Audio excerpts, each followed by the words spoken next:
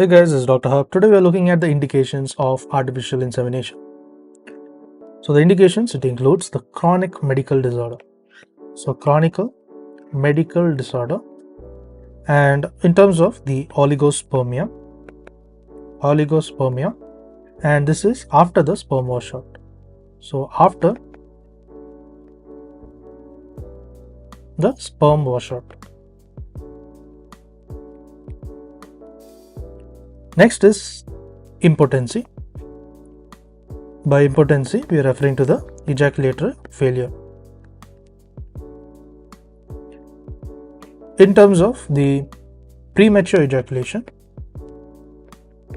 you are writing it as PME, and the retrograde ejaculation, RJE.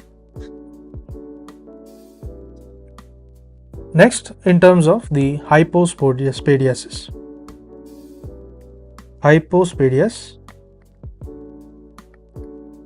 as well as in terms of the anti-sperm antibodies in the cervical mucus, the anti-sperm antibodies, and this is done in the cervical mucus.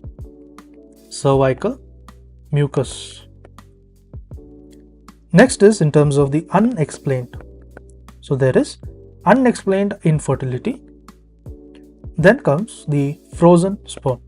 In terms of the frozen sperm, and this is if the husband needs to undergo radiotherapy or chemotherapy.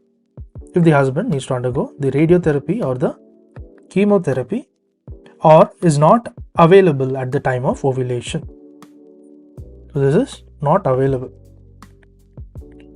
during ovulation.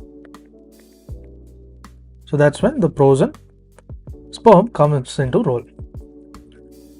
Next is the X and Y fractionation.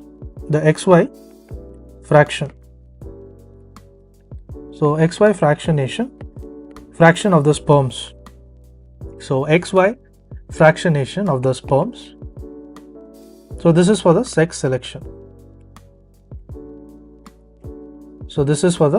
sex selection. And in the genetic and the chromosomal abnormalities. So this is in terms of the genetic and the chromosomal abnormality.